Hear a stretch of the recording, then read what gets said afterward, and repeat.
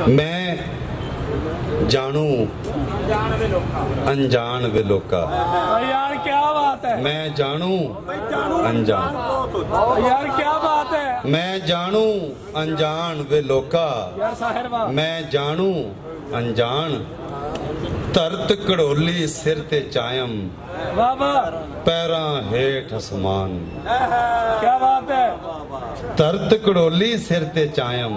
क्या अच्छा है। तरत कड़ोली सिर ते चायम पैरां हेठ आसमान वे लोका। मैं जानू अनजान ते सारे दें दी कार उसारी।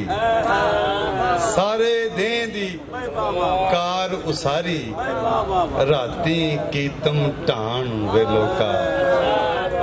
सारे दें दी कार उसारी राती कीतम ढाण वे लोका। मैं जानू अनजान वे लोका। मैं जानू अनजान ते मनस पक्षी रुख ढोर सबोही। यार सबोही दे सदके अफजल साहिर तेरी सबोही दे सदके। मनस पक्षी क्या बात है। रुख ढोर सबोही क्या बात है। जूणो जूण समान वे लोका। क्या बात है। मनस पक्षी रुख ढोर सबोही क्या अच्छा है। जूणो जूण समान वे लोका। यार क्या बात। मैं जानू अनजान वे लोका। क्या बात है। ते अपनी आप सियाण बिना है। अपनी आप सियाण बिना है कूड़ो कूड़ ज्ञान। यार क्या बात है। अपनी आप सियाण बिना है। फिर पढ़ो। अपनी आप सियाण बिना है। यार क्या अपनी आप पछाण बिना है वाह कूड़ो कूड़ ज्ञान वे लोका। यार वाह वाह। अपनी आप सियाण बिना है कूड़ो कूड़ ज्ञान वे लोका। यार क्या मैं जानू अनजान वे लोका। यार अफजल ते साहिब कुल खुदाई जो है ओ है। वाह वाह। कुल खुदाई जो है ओ है मेरी जिंद निशान वे लोका। ਉਹਦੇ ਹੋਣ ਦਾ ਅਸੀਂ ਸਭ ਨਿਸ਼ਾਨ ਆ। ਕੁੱਲ ਖੁਦਾਈ ਜੋ ਹੈ ਉਹ ਹੈ ਮੇਰੀ ਜਿੰਦ ਨਿਸ਼ਾਨ ਵੇ ਲੋਕਾ।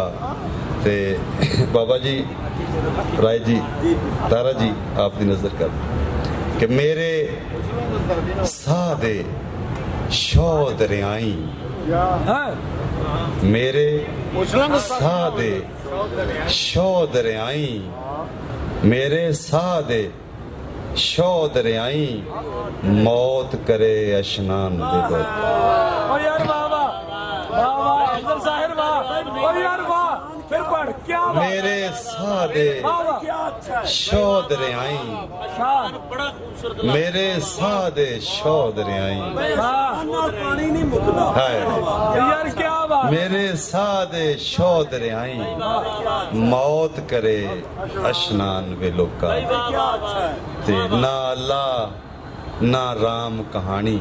सबर सुन। ना अल्लाह ना राम कहानी कुदरत विच ध्यान वे लोका। कुदरत विच ध्यान वे लोका। कुदरत विच ध्यान वे लोका। कुदरत विच ध्यान वे लोका। मैं जानू अनजान तरत कड़ोली सिर ते चायम पैरां हेठ आसमान वे लोका। मैं जानू अनजान। बड़ी मेहरबानी। Thank you. नहीं वो बहुत लंबी गल है वो टाइम का नहीं वो फिर पूरा रिदम नहीं बहुत अच्छा शेर लैके पढ़ते नहीं कि की करता मैंने समझ आ गई है ये बड़ा नहीं इस तरह नहीं बाद वारी मैनू ना कदी कदी शायर भी ना ਐਵੇਂ ਰੱਬ ਤੋਂ ਨੇੜੇ ਹੋ ਕੇ ਨਿਬੜਦਾ। ਮੈਂ ਕਦੀ ਕਦੀ ਵੇਖਣਾ ਕਿ ਅਸੀਂ ਬੜੇ ਹੀ ਡਾਇਰੈਕਟ ਹੋ ਜਾਂਦੇ ਆ ਜਿਸਲੇ ਅਸੀਂ ਜਾਣ ਲੈਨੇ ਆ ਕੁਦਰਤ ਦੇ ਉਸ ਸਾਰੇ ਹੋਵਣ ਨੂੰ ਆਪਣੇ ਹੋਵਣ ਦੇ ਨਾਲ ਜੋੜ ਕੇ ਸੱਚੀ ਮੁੱਚੀ ਕੋਈ ਝੇੜਾ ਨਹੀਂ ਰਹਿੰਦਾ। ਇਹ ਝੇੜੇ ਤੇ ਉਹਨਾਂ ਜਿਹੜਾ ਭੁਲੇਖੇ ਪਾਏ ਹੋਏ ਨੇ ਆਪਣੇ ਆਪ ਨੂੰ, ਜੇ ਰੌਲੇ ਰੱਬ ਦੇ ਨਾਂ ਲੈ ਕੇ ਤੇ ਪਤਾ ਨਹੀਂ ਕੀ ਖੇਡਾਂ ਪੇ ਕਰਦੇ ਨੇ।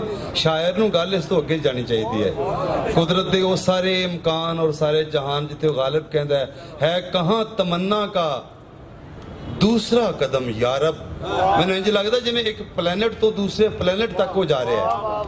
अच्छा है कहाँ तमन्ना का दूसरा कदम यारब, हमने दश्ते इमकान को एक नक्शे पा पाया। और यार क्या इमेजिनेशन ਨੂੰ ਐਵੇਂ ਅਸੀਂ ਇੱਥੇ ਦੇ ਗਲਤਾਨ ਜਾਂ ਰੌਲਿਆਂ 'ਚ ਘੁਮਾ ਛੱਡਦੇ ਤੇਰੇ ਸਮਝਾਉਣ ਦੇ ਸਦਕੇ ਨਿਮਾਣੇ ਬੰਦੇ ਸਮਝਾਉਣ ਦੇ